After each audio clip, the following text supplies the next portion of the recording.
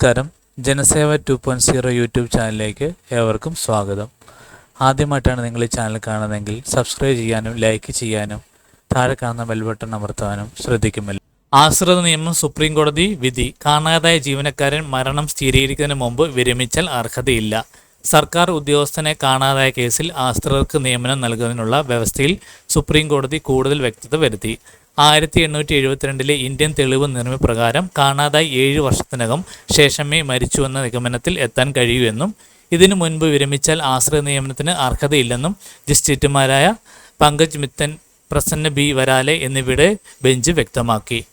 നാഗ്പൂർ നഗരസഭാ ഉദ്യോഗസ്ഥന് മകന് ജോലി നൽകാത്തതിനുള്ള ബോംബെ ഹൈക്കോടതി വിധി ചോദ്യം ചെയ്ത് അധികൃതർ നൽകിയ ഹർജി അനുവദിച്ചാണ് സുപ്രീം കോടതി വിധി.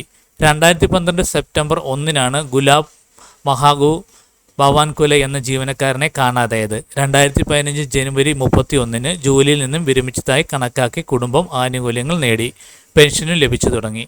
2022 ഇദ്ദേഹം മരിച്ചതായി സിവിൽ കോടതി പ്രഖ്യാപിച്ചതിന് പിന്നാലെ ആശ്രിത നിയമനത്തിന് മകൻ അപേക്ഷ നൽകുകയും കാണാതായ സമയം മുതൽ മരിച്ചതായി കണക്കാക്കി ഹൈക്കോടതി നിയമനം അനുവദിക്കുകയുമായിരുന്നു. ഇത് ചോദ്യം ചെയ്താണ് നഗരസഭ സുപ്രീം കോടതിയെ സമീപിച്ചത്.